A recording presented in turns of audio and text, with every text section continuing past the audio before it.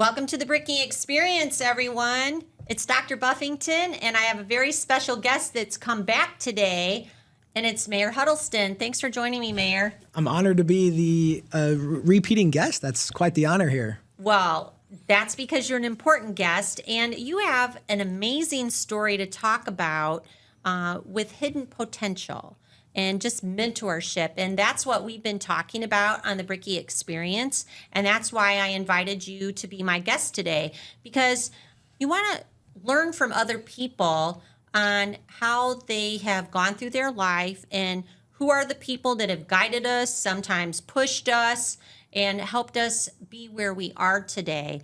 And so I'm just honored that you would come back and be a guest and talk to the Brickies about all these things that have impacted your life, the people that helped you.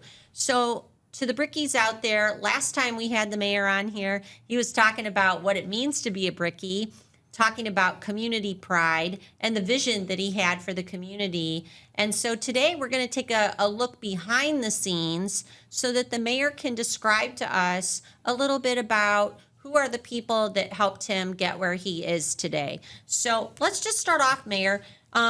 Thank you again for being here. Let's look back at your life and your career. He always says to me, you would have never guessed that I would be mayor someday. And that's not true, Mayor. Fair. So fair enough, right? When I talk to you about looking at your life, your career, who's the very first person that comes into mind that made such a difference for you?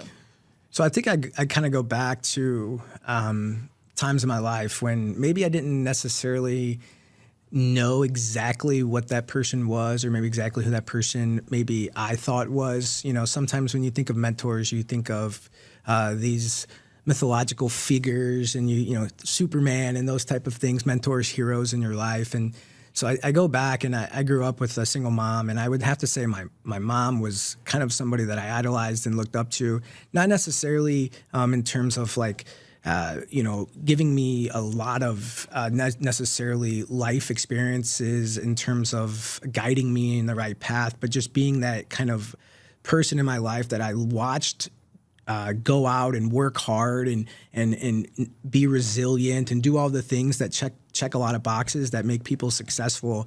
And her instilling that in me, I didn't know it at the time, but looking back, I kind of identify her as that kind of person that I was able to just experience from a distance and watch and really shape kind of who I am today.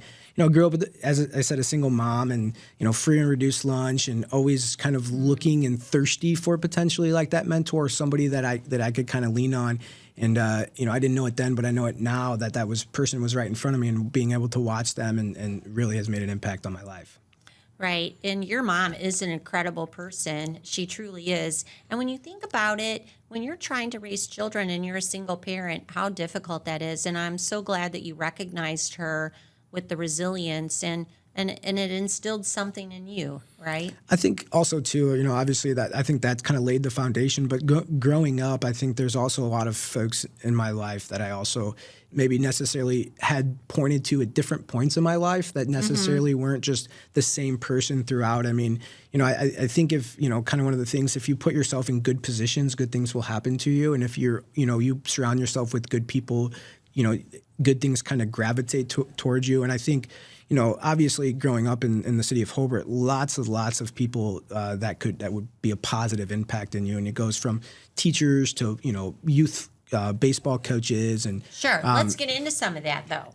So you're growing up, and your mom, very influential. So when you were growing up, was there someone who just really believed in you, and maybe when you didn't believe in yourself? I think, you know, as a kid, I think it's something that you kind of happens to you quite frequently, right? You kind of doubt some of your abilities. And I think when you look at, you know, some teachers in my life, you know, Mr. Vode was a fifth grade teacher. I was pleasure to have him as my first class.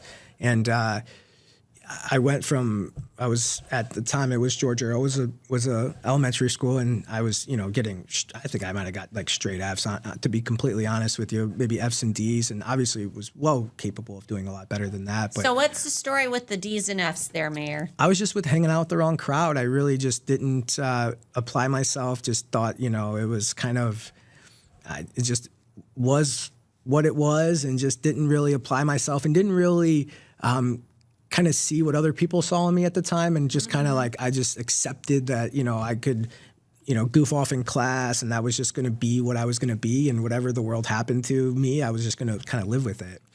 And it wasn't intentional, but it just kind of happened. And then, you know, it's hard to get yourself out of those situations. And so when I went from George Earl to Liberty, I got Mr. Vode, and just, you know, he just was, you know, positive and just, you know, gave me light and like, hey, you could be more than what you are.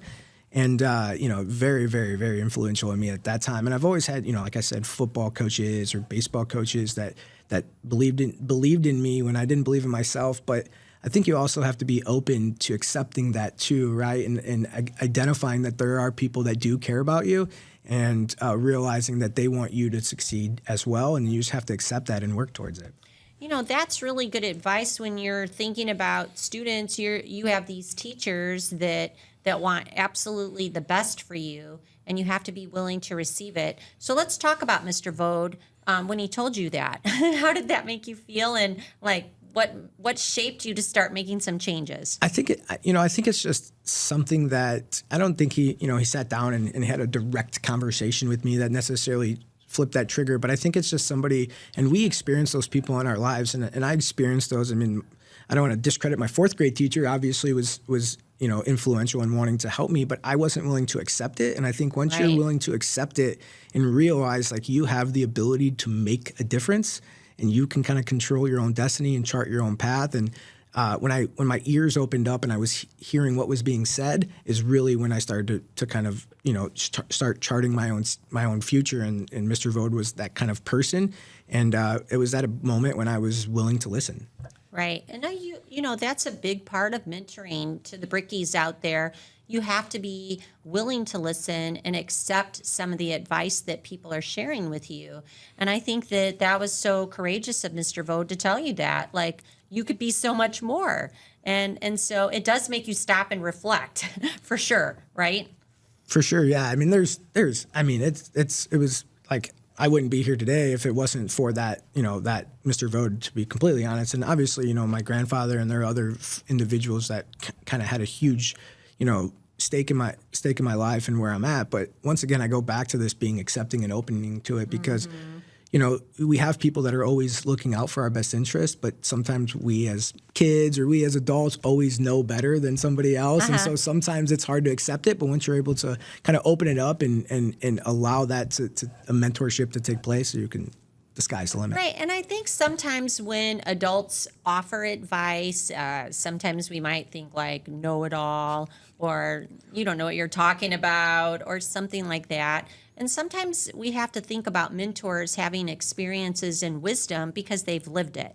And so they can offer you some really practical advice. So let me go into that part as a question, because can you talk about a moment in your life when someone's advice just changed your path and maybe helped you make a big decision? I would say there was a time in high school when Wally McCormick sat me down, and maybe sitting me down wasn't a good word, but had a good conversation. He with was a coach and social studies teacher here, everyone. Great coach. Who kind of gave me an ultimatum, if you will, and basically, you know, I had to make a decision at that point, whether I was going to accept responsibility or I was going to run away from it. And he kind of gave me a choice. And I think, you know, that situation and the sternness at which he gave me that really changed how I looked at you know, decisions that I made as an individual, and being accountable and understanding the magnitude of them and owning up and realizing that, you know, if we take ownership of it, then, you know, we can move forward beyond it. And were you angry at first when he put that in front of you? Or were you accepting? Were you listening? How did you respond? I was not listening at first because I didn't want to listen, and I wanted to, you know, look at things through my lens. And so that was kind of, you know, it was hard to listen to it. Sometimes it's challenging, but I can tell you, on being on the other side of it, listening to it and righting the wrong made a huge difference, because that was impactful at that point. And just being able to take that life experience with me and apply that to different situations in my life. I look back to that exact moment. I can tell you where we were out of the wrestling room in the hallway. Right, I can remember it, and I reference back that in my mind all the time, because somebody cared about me enough to tell me that, and I had the choice to whether I was going to accept it or not. And there was that moment of time that really changed the tide for me too, in that regard. I love that you talk about acceptance, because you can actually it's a choice, right? And so sometimes when you're in the situation, and it might be upsetting, it might make you angry, but if you just stop and reflect and maybe be willing to accept some of this, it's for the good.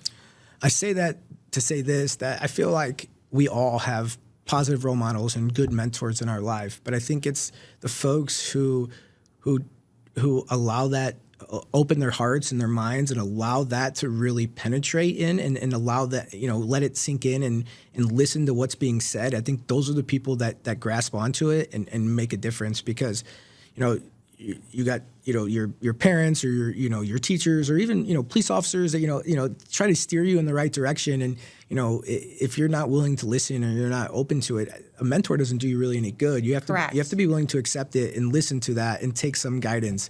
And so I think, I always hone in on that piece, because I think that's the piece that is super important. Right. I mean, like, if you could just say, maybe there's something to that. Right. So that might be a good piece. Who taught you the value of hard work and community service? So my grandfather is great guy. Great guy. He's a crossing guard. He's still working. He's 84, 85. Just an absolute, he puts the epitome of work into, just somebody that's a very standout. But he is somebody that I would say was somebody that I idolized and looked up to growing up. He worked a job, and so I didn't have, he was part of my life, but just seeing him from the outside, and still who he is today. And I even hear stories even more that, I'm mayor now, I hear more stories about the impact that he's had on people's lives, or just things that he did in the community without, the praise of just going out and just doing them. He's somebody that instilled hard work. He still works hard. He, takes everything very seriously. He takes his job very seriously.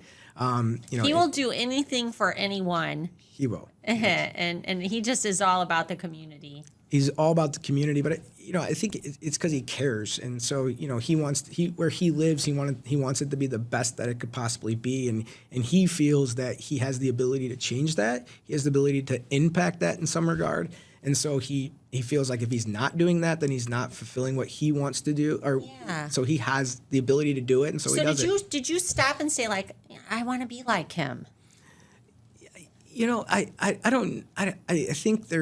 I think we all go through a cycle in life where we kind of want to chart our own path, right? Right, but that quality that he has about just hard work and serving others in a community, did you think to myself, I need to be like that?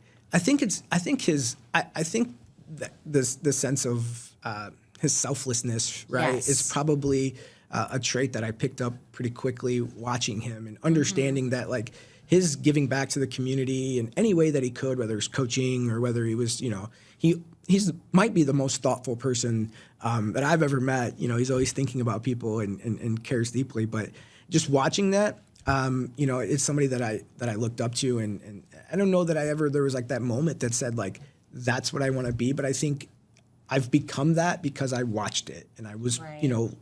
I was observing it for a while, and I think that sense of community is really what, when we look at my family too, like, if we can help, we try to help out when we can, because that was instilled in me from watching him, that sense of community and that sense of being able to make an impact on the places that you live. So it's not something instantaneous. It's you observe it, he's modeling it for you, and then it just becomes a part of you, because you see that this is this human being that is just everyone thinks so highly of because of who he is and what he represents. He's kind, he's hardworking. It's just beautiful. So, Mayor, when you are in this position, and how do you carry forward things that you've learned from your mentors? I mean, like your grandfather is a great example, but you're the leader, you're the mayor, you're in charge of the city. So how do you carry on things that you've learned from your mentors? I think one of the things that I think is important to be grounded in is you have mentors and people that positively impact your life. And then I also think there's people that you see and you identify that you want to be nothing like. And so I think that when you recognize those things, I think it allows me the ability to look at life through two different lenses and realize what I don't want to be and what I have to do to make sure that we're not that. And then using the tools that I've learned from these mentors, these people that have shaped my life, from teachers to my mom to my grandfather to coaches, and utilizing those tools to make sure that I don't get to be what I don't want to be. And I think that's something that drives me every day, is the fact that I know what I don't want to happen. And so that drives me to harder every day. I mean, I look at it from my perspective being the mayor, and, there's a lot of mayors that don't have to come to work. They show up a couple hours, but I try to be the first one in the office, last one to leave. And I think it's because there's hard work in the beginning, and there's people that I've identified as mentors that have helped me shape that. And then I also, in the back of the mind, know where I don't want to get back to. And so those things kind of both steer me. I think that's such great advice. I mean, knowing what you don't want to be and knowing what you want to be. And I think that would help shape what your decision making is and choices that you make in life. Do you think that it matters to have a mentor? You're a student out there and you're like, I don't need a mentor. Does it matter to have a mentor? How important would that be? 100% important to have a mentor, somebody that you're able to look up to. And I grew up, I just, like I said, I was a single mom. I said free reduced lunch, and I had friends that I would go over to their house, and oftentimes your mentors don't have to necessarily be this rich business person or this basketball coach. They could be somebody that you're looking up to, and you're just kind of emulating that, and you're asking for advice or being receptive to what they say. I think it's super important. I mean, I read a lot of personal development books growing up. So sometimes these mentors were people that I'd find in books that you would read. So it doesn't necessarily, in my opinion, I think sometimes when we think of mentors and we go out searching for a mentor, we're trying to fit this kind of stereotype of what a mentor is. And mentors could come from all walks of life, all shapes of life, as long as they're positively impacting your life and you're able to emulate some good qualities. I think there's a lot of opportunity for you to be a mentor, to open yourself up to other mentors or people that are just good, positive role models in your life that can really shape who you are. I know one of the things that the mayor and I both like to talk about are the leadership books that we read and how they help shape who we are as leaders. And that is important, that you can learn from other people just by how they been able to get where they are in life, and then they offer you some practical advice. Again, it's acceptance, right? My teachers that are listening are just going to say, Josh reading books. No, it's one of those things that I think, in absence of times, and what do you fill that void with, right? Mm-hmm. And so having a good book, a personal development book that you're able to fill those voids, and maybe times where things aren't as sunshine and rainbows, and being able to fill it with some positivity, or just something that gives you hope at the end of the day. There's a lot of books that I've read that I've gone on and read about these individuals, and a lot of them have really good stories, and it kind of puts things in perspective, and a lot of them pale in the comparison to what maybe you're going through. So sometimes these people that have gone on to accomplish great things, offer insight and can mentor you without ever actually physically talking to you, but just through a book. That's true. And books, podcasts, they are great ways to look at things with a lens of people that maybe perhaps have gone through the same thing and they prevailed and they're quite successful. And so that's great advice. Do you have anybody that you're mentoring right now that you try to advise, give guidance to? Yeah, I think, obviously when you run a city, you have a lot of staff and trying to instill things that are, our staff and first-time leaders that are within our staff that are doing amazing jobs, and being able to mentor them and most, a lot of times, it's not through words. Sometimes it's through action. Obviously my kids, I try to make sure that they're on the right path. And I just heard on my way over here, someone stopped me and they said, "I see your kids every day. I didn't know they were your kids. They're such great kids." And so, that's a really positive thing. And so I would say, obviously our staff and I try to be, there's always this quote that I love that says, like, be who you needed when you were younger. And so, like, every time they call me, they're like, "Hey, can you come read this book to this class? Can you come into your office? Will you come to the Girl Scouts and speak?" And I always say yes, because I needed that person when I was younger. And I 100% say yes. I clear my schedule to make sure I'm there, because I want to make sure that I can help somebody in some shape or form, realize their true potential. I do think that that's really important in terms of leadership, and I have the same philosophy. If I can be there and do that for you, I'm going to do that for you, and I'm going to model what I think is important in terms of leadership, and I think you exemplify that. So we want to thank you for being that as our mayor. So what advice would you give to the Brickies who are listening, who might be looking for a mentor? Because I do think at one point you're like, it doesn't have to be just one person. The number of people that have been in our lives that have influenced us is so many. But if they were out there looking for a mentor, what advice would you give them? I would say, walk around with your eyes open and your ears open, because that person might not be someone that you would necessarily, I always talk about the stereotypical, mentor, idol type person. There's people out there that care about you and want you to succeed. And so if you walk around with your eyes open and your ears open, those people will be there. You just have to be willing to accept them. And so I would challenge anyone listening to this, or anybody that's, feeling like maybe they need someone to lean on. Don't be scared to reach out, get outside your comfort zone, to ask, somebody, "Hey, I'm struggling with this. Is there any way you can help me?" or whatever it is, because we live in this world, and if you turn the news on, you might not think that, but there's a lot of people that care about everybody. And so I think that at the core, we're good humans, and we want to help each other. And I think that if you just open your eyes and ears, I think you'll find those people that are willing to help you. I think that's one of the greatest things about being a Brickie. Brickies help people. For sure. And so I love that part of it. I think that this podcast has been super informative. And I think when I think about a message that I take away from this from you, and I hope our Brickies are doing the same thing, is that willingness to listen and some acceptance. And sometimes you have to reflect on advice that people give you, and it can shape who you become. So what's one thing you wish every Brickie knew about success? Work hard. I think I mean, it sounds very cliche, right? I think it does. Maybe for other people, not for Brickies. No, I think it's something that,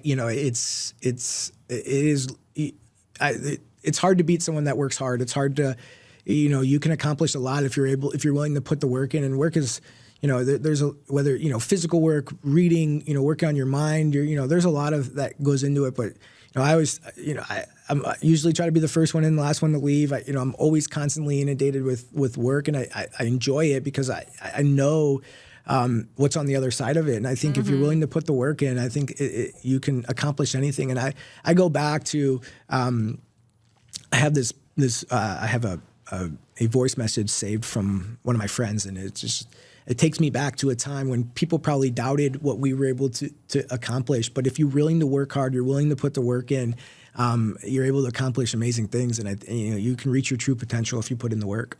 Right. And so when you think about all my life, I want to be a Brickie, work, energy, work, sacrifice, right? And work, direction. And you can get that from mentors, and you can get it from teachers, coaches, your parents, your grandparents, a trustworthy neighbor. And so, being willing to just seek that to become the best version of yourself.